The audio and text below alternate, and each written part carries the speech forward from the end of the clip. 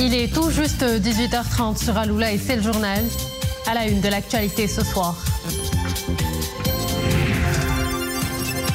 19e sommet de la francophonie à Paris. Le chef du gouvernement Aziz Akhnouch représente Sa Majesté le roi Mohamed VI à cet événement international qui se veut un moment d'échange sous le thème « Créer, innover et entreprendre en français » à suivre en compagnie de nos envoyés spéciaux à Paris.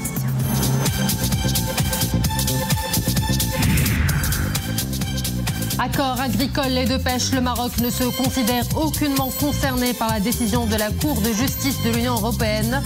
Le Royaume réitère sa position constante de ne souscrire à aucun accord ou instrument juridique qui ne respecte pas son intégrité territoriale et son unité nationale. Décryptage dans un instant. Enfin, nous irons à la rencontre d'un artiste hors pair, Mustapha Msah, dont les œuvres transcendent les frontières conventionnelles de l'art pour nous offrir une expérience visuelle immersive unique. Bonsoir à tous. D'abord, ce message de félicitations adressé par Sa Majesté le roi Mohamed VI à Monsieur Marc Rutte suite à son nomination au poste de secrétaire général de l'Organisation du traité de l'Atlantique Nord. Le souverain saisit cette occasion pour se féliciter de la qualité de la coopération entre le Maroc et l'OTAN, notamment dans le cadre du dialogue méditerranéen, laquelle coopération ne cesse de prendre de l'ampleur à différents niveaux au service de la sécurité et de la stabilité régionale. À la une de l'actualité, ce vendredi, Paris, où s'est ouvert aujourd'hui le 19e sommet de la francophonie, un événement mondial qui réunit les chefs d'État et de gouvernement des pays ayant le français en partage. Le chef du gouvernement, Aziz Akhnouch, représente Sa Majesté le roi Mohamed VI à ce conclave qui se tient sous le thème « Créer, innover et entreprendre en français ». Sur place, nous retrouvons nos envoyés spéciaux à Paris, Sophia Fgroud et Wassim Amsaoud avec Asma Tassi. En ce mois d'octobre, nul ne prévoyait que le soleil ferait partie du comité d'accueil. Tour à tour, les chefs d'État et de gouvernement foulent le tapis rouge avant de faire leur entrée au château de Villers-Cotterêts, ce lieu chargé d'histoire où le futur de la francophonie est en débat. Le chef du gouvernement, Aziz Akhnouch, est accueilli par le président français Emmanuel Macron et la secrétaire générale de la francophonie, Louise Mouchiki-Wabo. Il représente Sa Majesté le roi Mohamed VI au sommet. Ce sommet permet d'explorer de nouveaux chemins de coopération entre les différents pays francophones. Car avec 321 millions de locuteurs à travers le monde, la grande famille de la francophonie peut peser lourd sur la scène géopolitique, mais également en termes d'innovation. Innovation, c'est d'ailleurs un mot français, invention aussi. Ce sont plus de 300 millions de femmes et d'hommes qui pratiquent sur les 5 continents la langue française. Plus de 300 millions de femmes et d'hommes qui ne cessent de la perfectionner, de la moderniser, de l'enrichir. Et cette francophonie qui nous unit a été pensée et voulue, je le répète toujours, par d'autres que la France elle-même. Elle a d'abord été voulue par nos écrivains, puis nos journalistes et nos radios. Elle a ensuite été promue et institutionnalisée en 1970 à Niamey par les présidents Senghor, Bourguiba, Guigny et par le prince Sihanouk. Et aujourd'hui, 88 États la regroupent et je félicite par avance ceux qui nous rejoindront demain. Le français est un pont entre les siècles, les peuples et les individus, a dit Emmanuel Macron dans son discours d'ouverture du sommet. Il a invité les jeunes à penser français au lieu de ne penser qu'anglais. Et je suis la fondatrice du projet Filteco, un projet qui s'attaque à la problématique de l'eau et il consiste à fabriquer et commercialiser des fontaines à eau équipées d'un filtre écologique fabriqué à partir de matières premières naturelles locales capables d'éliminer les contaminants.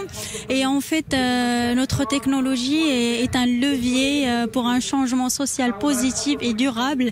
Et vraiment, nous croyons qu'au Maroc, nous pouvons faire un impact significatif et durable. Le château de Villers-Cotterêts reçoit d'autres invités, de jeunes créateurs et entrepreneurs venus échanger avec les chefs d'État et de gouvernement. Parmi ces jeunes, une Marocaine, Hajar El-Froughi, lauréate du concours d'innovation organisé par l'OIF pour son procédé de filtration d'eau. Demain, et devant de hauts responsables, elle interviendra autour du thème de la francophonie à l'ère du numérique. Et l'intelligence artificielle, de ce fait, changera notre rapport aux langues et en parallèle notre rapport au monde. Ce débat sur le numérique et bien d'autres auront lieu demain dans un autre écrin, le Grand Palais à Paris. Avec cette ambition de l'OIF qui est de faire de la francophonie un espace de médiation, de dialogue pour régler les différends politiques.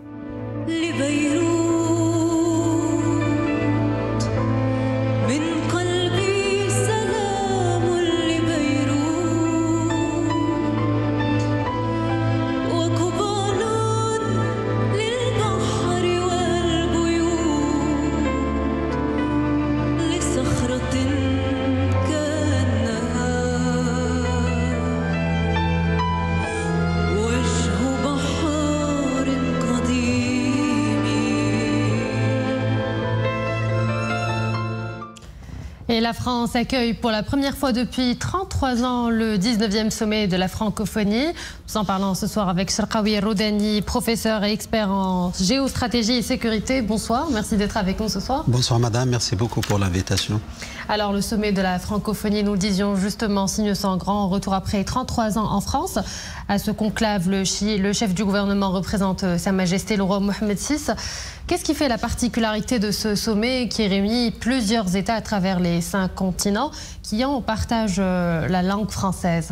Oui, d'ailleurs, quand on parle de la francophonie, on parle d'une organisation multinationale, intergouvernementale qui regroupe plusieurs pays à l'échelle du continent africain, à l'échelle européenne, à l'échelle de l'Amérique et même de l'Asie. Donc, parce qu'il y a des pays observateurs comme des pays de l'Amérique et aussi de l'Asie. De fait, aujourd'hui, cette organisation devient, avec une dimension, avec le temps, une dimension qui s'affirme comme avec une dimension géopolitique.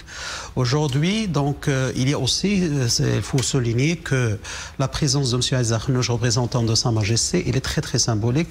Le Maroc, toujours, il a été un pays francophone, un pays qui tient aux valeurs de la francophonie, valeurs de droits de l'homme, valeurs de la solidarité, valeurs de la promotion de développement durable. Et de fait, aujourd'hui, il y a certaines ramifications de la francophonie, comme par exemple l'Assemblée parlementaire de la francophonie, à plusieurs reprises.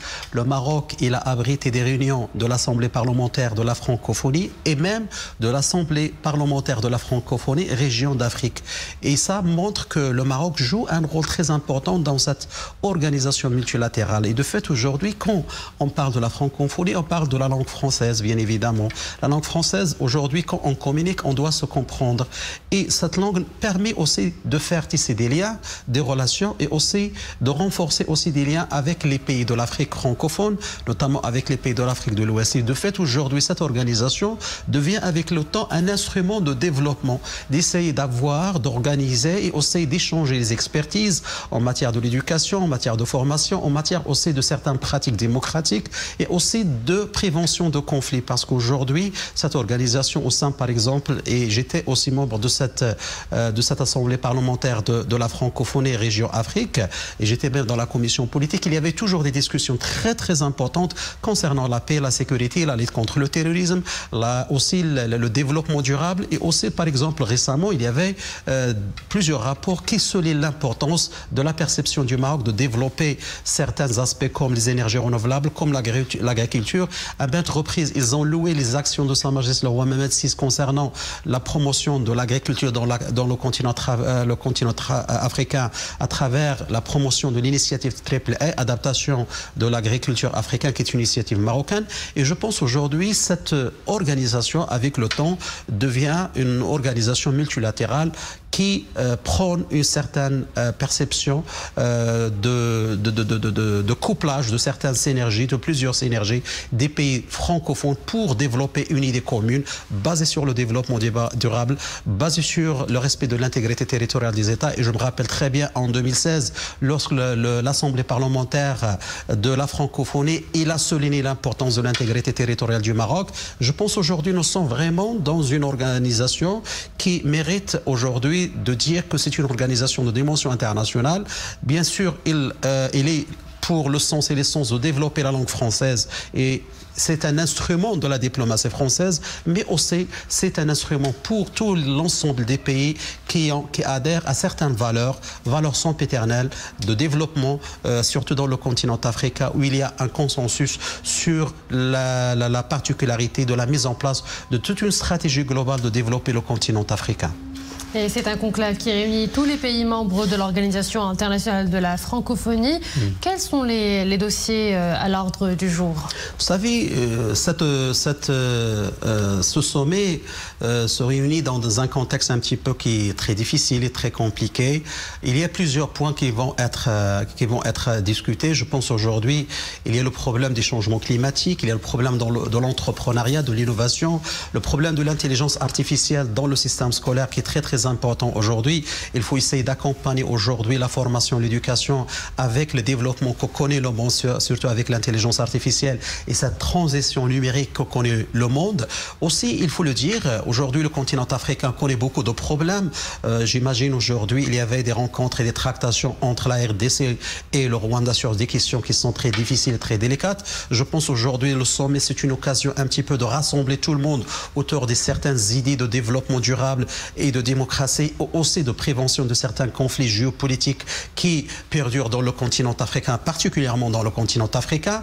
Aussi, il y a certains dossiers qui concernent par exemple la mise en place d'une stratégie globale de développer certaines initiatives concernant par exemple comme les énergies renouvelables, comme la transition numérique et certains couplages avec certaines initiatives à l'échelle internationale animées par l'ONU, l'organisation nationale, l'ONU. Et donc je pense aujourd'hui effectivement donc l'agenda il est très chargé. Il y a plusieurs dossiers aussi concernant la sécurité. Mais ce qui est très important dans ce genre de rencontre, c'est pas ce qu'on dit, mais c'est derrière qu'est-ce qu'il faut discuter. Donc je pense que c'est l'occasion. C'est une plateforme c'est une occasion pour essayer de s'organiser, essayer de clarifier certains sujets, certains problèmes, par exemple problèmes de sécurité dans le continent africain, problèmes de sécheresse dans le continent africain, certaines initiatives de dimension internationale dans le continent africain. Je pense l'occasion aussi de mettre en œuvre certaines stratégies, certaines aussi conceptions stratégiques qui permettent de rassembler les pays autour d'un projet commun. Je pense aujourd'hui, il n'y a pas la France aujourd'hui, même si c'est un pays sur la langue française, mais je pense aujourd'hui tout l'ensemble, tous les pays qui sont membres de l'OIF, l'Organisation internationale de la francophonie, ont cette volonté de se rassembler, de coaguler ces énergies pour faire face au changement climatique, pour faire face aussi à la lutte contre le terrorisme, pour essayer aussi de développer et d'intégrer surtout le continent africain, parce qu'on parle aujourd'hui d'un l'indomaine géopolitique, mais je pense que la France aussi avec certains pays cherche de mettre en place toute une stratégie globale pour rassembler et aussi pour asseoir certaines idées qui arrivent avec aussi la perception de développement, de démocratie, de respect des droits de l'homme et aussi de métissage culturel, parce qu'il y a aussi la diversité culturelle dans le continent africain. Et je pense aujourd'hui, nous sommes dans un monde qui est en mutation profonde. Il y a une mobilité de l'identité et du référentiel identitaire dans le continent africain. Je pense aujourd'hui, c'est l'occasion un petit peu de discuter les forces extrinsèques et les forces intrinsèques et modéliser le système pour qu'on puisse arriver ensemble, la main dans la main, pour gérer certains problèmes et certaines difficultés, à savoir les changements climatiques, parce qu'aujourd'hui la France, en tant que membre du Conseil de sécurité des Nations Unies, il a la responsabilité aussi d'œuvrer pour le continent africain, pour le développement de le continent africain et particulièrement l'Afrique de l'Ouest et l'Afrique subsaharienne et du Sahel. Monsieur Cherkaoui Roudani, je vous remercie pour ce premier éclairage. Merci de rester avec nous. Nous reviendrons à vous dans quelques instants.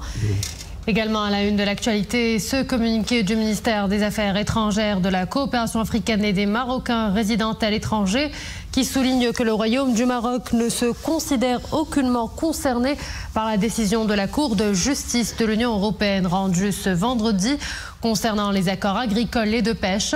Le ministère souligne que le Royaume n'a participé à aucune des phases de cette procédure.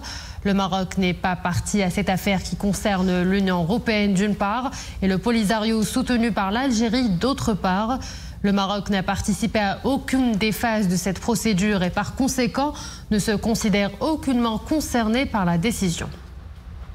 Pour autant, le contenu de cette décision contient des errements juridiques évidents et des erreurs de fait suspectes, ajoutant que ceci dénote au mieux d'une méconnaissance totale de la réalité du dossier, sinon d'un parti pris politique flagrant.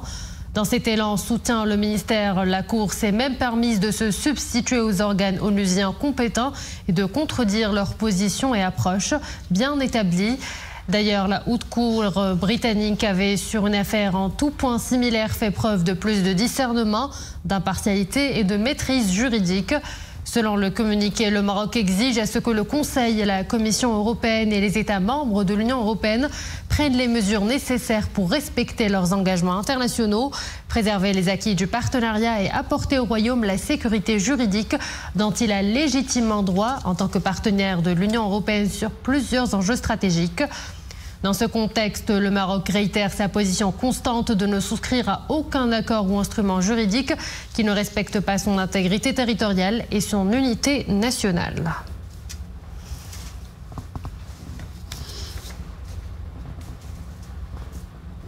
Et puis sachez que dans une déclaration conjointe, la présidente de la Commission européenne Ursula von der Leyen et le haut représentant de l'Union européenne Josep Borrell a réaffirmé l'engagement de l'Union européenne en faveur de davantage de préservation et de renforcement des relations étroites avec le Maroc dans tous les domaines. Conformément au principe Pacta sunt servanda, traduisez, les conventions doivent être respectées. Il s'agit aussi d'un acte rare qui souligne l'importance du Maroc et matérialise l'importance du partenariat de l'Union européenne avec le Royaume.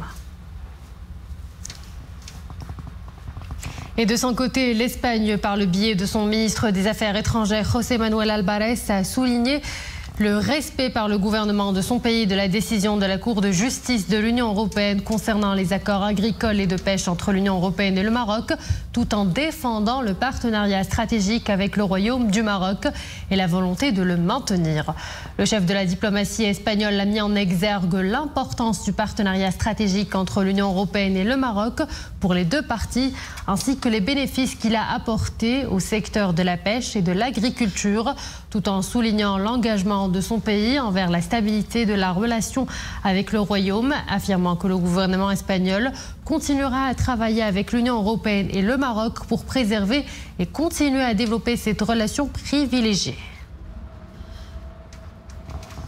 Et lors du point de presse quotidien de la Commission européenne, la porte-parole de la Commission, Nabila Masrali, a précisé que la Commission européenne œuvre à continuer à renforcer la relation qualifiée de privilégiée avec le Maroc et que Bruxelles est fermement déterminée à préserver et à continuer de consolider la relation avec Rabat dans l'ensemble des volets du partenariat. Écoutez-la. L'Union européenne réitère la grande importance qu'elle attache à son partenariat stratégique avec le Maroc, qui est de longue durée, qui est vaste et qui est approfondi. Au fil des années, nous avons noué une amitié profonde et une coopération solide et multiforme que nous entendons porter à un niveau supérieur dans les semaines et les mois à venir. La Commission européenne analyse actuellement les jugements en détail. Dans ce contexte, nous notons que la Cour de justice européenne préserve la validité de l'accord sur les produits agricoles pendant 12 mois supplémentaires. Et donc l'Union européenne entend fermement préserver et continuer à renforcer ses relations étroites avec le Maroc dans tous les domaines du partenariat Maroc-Union européenne, conformément au principe Pacta sunt servanda. Cherkaoui Roudani, le Maroc est donc aucunement concerné par ces décisions de la Cour de justice de l'Union européenne et réitère sa position constante de ne souscrire à aucun accord ou instrument juridique qui ne respecte pas son intégrité territoriale et son unité nationale. Quelle lecture en faites-vous ? Bon, écoutez, le Maroc, donc le communiqué du ministre des Affaires étrangères, il est très clair. C'est une clarification de la souveraineté marocaine d'une manière incontestée. C'est un problème qui ne concerne pas le Maroc, c'est un problème qui concerne l'Union européenne avec le Polisario qui est soutenu, tout le monde le sait, par l'Algérie. Moi, je pense que c'est un problème qui concerne les Européens. Et de fait, aujourd'hui, lorsqu'on décrypte, d'accord, cette décision malheureusement, qui, je peux le considérer comme un harcèlement juridique vis-à-vis de l'intégrité territoriale du Maroc, c'est un problème qui... il y a plusieurs points qu'on peut refuter. D'ailleurs, dans la décision, il y a des approches un petit peu abstraites qui normalement qui parlent des choses qui sont pas réelles. C'est pourquoi donc le communiqué il parle des erronements au niveau juridique, parce qu'aujourd'hui lorsqu'on parle de consentement explicite, le consentement explicite, on voit que le Maroc par exemple dans les provinces du Sud il y avait des élections démocratiques, il y a des investissements à l'échelle nationale, d'accord, et j'ose dire qu'aujourd'hui il y a un nouveau modèle de développement économique qui atteint donc un montant massif de plus de 80 milliards de dirhams dans les provinces du Sud. Malheureusement, la CGE, l'accord de justice européenne, il a omis tous ces développements et ces investissements à l'échelle des provinces du Sud. Deuxième chose qui est très importante, lorsqu'on parle par exemple des effets relatifs des traités. Donc aujourd'hui, il omet le fait que le Maroc, c'est le seul le pays donc, dans son territoire. Donc il y a une souveraineté. Le Maroc garantit la stabilité et la sécurité de la région et le Maroc respecte aussi ses engagements, parce que lorsqu'on parle des accords bilatéraux qui existent entre le Maroc et l'Union européenne, soit dans le domaine de l'agriculture ou bien de la pêche, il y a des engagements de la part du Maroc. C'est que cet argent qui vient ou bien ces investissements revient à la population locale. D'ailleurs, il faut voir donc, dans les provinces du Sud comment le développement s'accélère d'une manière incroyable avec le nouveau modèle de développement économique qui a été initié par Sa Majesté le roi Mohammed VI en 2015. Aujourd'hui, on parle que la région devient le centre névralgique d'un développement de dimension géoéconomique avec le port de l'Atlantique de Dakhla, avec tout le développement des énergies renouvelables, de la production de l'hydrogène vert. Donc Dakhla devient un hub de développement financé très très bientôt. Et je pense aujourd'hui, malheureusement, l'accord de justice européen, il a omis toutes ces considérations stratégiques. Et aujourd'hui, lorsqu'on parle par exemple de deux juridictions qui sont très très importantes, à savoir la juridiction de la Haute-Cour britannique, qui a réaffirmer la souveraineté du Maroc sur les provinces du Sud et aussi donc la légitimité du Maroc d'exploiter ses ressources naturelles dans les provinces du Sud, et aussi la juridiction française à travers le tribunal de Tarsakan. Donc ça fait 2 ans donc cette juridiction française a donné raison au Maroc. Je pense aujourd'hui malheureusement la juridiction européenne, il voit les choses avec des lunettes qui sont totalement différentes de la réalité. Il omet le développement économique et social qui connaît les régions des provinces du Sud, et malheureusement il ne s'inscrit pas dans la perception de la stratégie globale qui anime l'Union européenne et le Royaume du Maroc d'offrir et d'ouvrir pour le développement des provinces du Sud pour qu'il soit l'union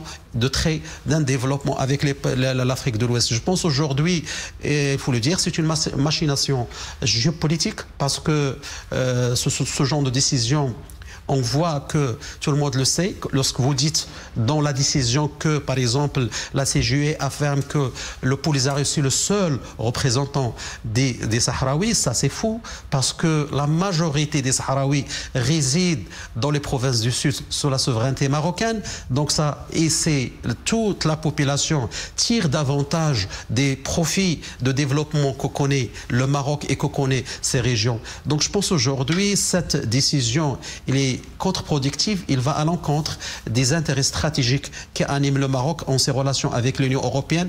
Et je pense aujourd'hui, j'imagine qu'on va aborder les déclarations et aussi la réaction des pays européens concernant cette décision, parce que ce qui est visé, c'est l'Union européenne, et certains partis tiers cherchent à saper les relations bilatérales entre le Maroc et l'Union européenne, étant donné que le Maroc, avec le temps, devient un acteur majeur acteur dans les relations, dans la paix et la sécurité. N'oublions pas que la relation avec l'Union européenne va au-delà du commerce. Il y a la sécurité, il y a la lutte contre le terrorisme, il y a aussi la lutte contre les trafics humains, il y a aussi la lutte contre l'immigration clandestine.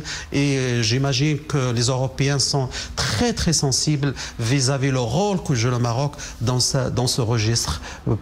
Et d'ailleurs, il a des répercussions sur la paix et la sécurité européenne. Et justement, abordons à présent les réactions européennes qui ne se sont pas fait attendre à ce sujet, avec les déclarations qu'on vient de citer, celle de l'Espagne, celle d'Ursula von der Leyen et Josep Borrell. Des positions claires et sans équivoque en faveur de la coopération avec un partenaire stratégique qui n'est autre que le Maroc. Bien sûr, parce qu'aujourd'hui, l'Union européenne sait très bien que le Maroc, c'est un pays qui pivot dans la géopolitique de la région et la sous-région. Le Maroc, c'est un acteur majeur pour la paix, la sécurité et la stabilité dans la région méditerranéenne et dans la région atlantique. Voyez-vous que le Maroc aujourd'hui, regardez ce qui s'est passé récemment dans l'Assemblée générale des Nations Unies, comment les pays, ils ont loué l'initiative de Sa Majesté, le roi Mohamed VI, d'ouvrir l'espace atlantique pour les pays de l'Afrique subsaharienne et sahélienne. Regardez comment les pays à l'échelle internationale, tous les pays à l'échelle internationale, ils ont loué l'initiative de Sa Majesté d'offrir par cette initiative politique d'ouvrir pour inscrire les pays afro-atlantiques dans la géostratégie de l'Atlantique. Je pense aujourd'hui il y a un partenaire qui est solide, un partenaire qui est historique, qui a des relations très puissantes avec l'Union européenne dans le domaine. Je viens de vous dire que cette relation va au-delà du commerce parce qu'il y a des relations sécuritaires, échange de renseignements sur des questions qui sont substantielles pour la sécurité et la paix des pays européens. Et aussi, comme il a dit Josep Borrell un jour, le Maroc c'est un pays partenaire, un pays stratégique pour la sécurité et la stabilité de l'Union européenne dans un contexte très sensible géopolitiquement à l'échelle internationale. Et de fait, aujourd'hui, ces déclarations montrent l'engagement des pays européens envers l'intégrité territoriale du Maroc. D'ailleurs, il y avait la dynamique de reconnaissance à l'échelle internationale s'est intensifiée récemment. On l'a vu avec le Danemark, avec les Pays-Bas, on l'a vu avec la France, on a vu avec la Slovénie. Plusieurs pays africains ouvre des conseils généraux dans la ville de Laayoune et de Dakhla. C'est un témoignage de la communauté internationale que le Sahara est marocain et que le Maroc c'est un pays acteur de la sécurité à l'échelle régionale, continentale et internationale. Monsieur Cherkaoui Roudani, professeur universitaire et expert en géostratégie et sécurité, merci d'avoir été l'invité de notre édition. Merci à vous, madame. De la création artistique à présent, pour refermer ce journal, audace et beauté sont les maîtres mots de son œuvre. Lui, c'est Mstafa Mftah. Il transcende les frontières conventionnelles de l'art pour nous offrir une expérience visuelle des plus inédites. L'artiste nous invite au cœur de son espace créatif en exportant son atelier à la galerie African Arty à Casablanca. Un concept d'exposition grandeur nature où tapisserie, peinture, sculpture et art urbain se conjuguent dans un style abstrait mais plein de symbolisme. Et merci tout de suite en compagnie d'Abdelrahman Zian Redafjah et Dominique Orlando. C'est probablement l'une des rares expositions où non seulement on peut admirer les œuvres, mais on peut même les toucher. Devant d'aussi jolis tissages, il est vrai que la tentation est grande. Moi, je suis d'une génération où il n'y avait pas une maison, où il n'y avait pas un métier à tisser. La grand-mère, Hanna, Jeddah, la maman, tout le monde tissait. Donc il y avait les femmes ici, ils avaient leur passe-temps, leur hobby. Ils n'avaient pas de téléphone, de portable, quelque chose, mais ils avaient un grand métier où ils se connectent. Ils se connectent avec le fil, avec les couleurs. C'est pourtant par la peinture que M. Mstafa Mftah a débuté sa longue carrière d'artiste. La sculpture est venue ensuite lui rappeler son goût pour le toucher, pour ce rapport tactile avec la matière que lui permet, et de façon plus ample, le tissage et ses variations presque infinies. J'ai commencé à chercher les matières naturelles, la raffia, j'ai fait la récupération des sacs comme on trouve d'autres, comme le Casaport par exemple, ou la Familia.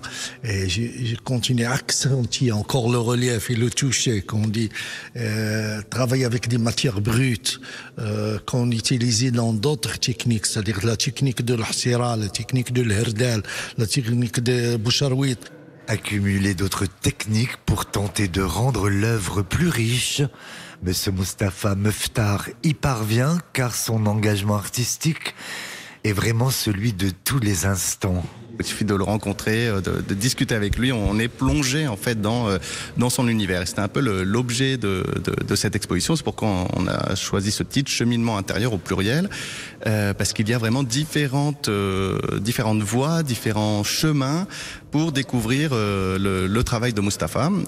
Ce chemin, tel une véritable plongée en enfance, il suffit de le faire en allant le retrouver à Casablanca, à la galerie African Arti, où très probablement vous le trouverez littéralement à l'œuvre et à l'ouvrage. Et voilà, nous arrivons à la fin de cette édition. Merci à vous de l'avoir suivi et excellente suite des programmes sur Al-Oula.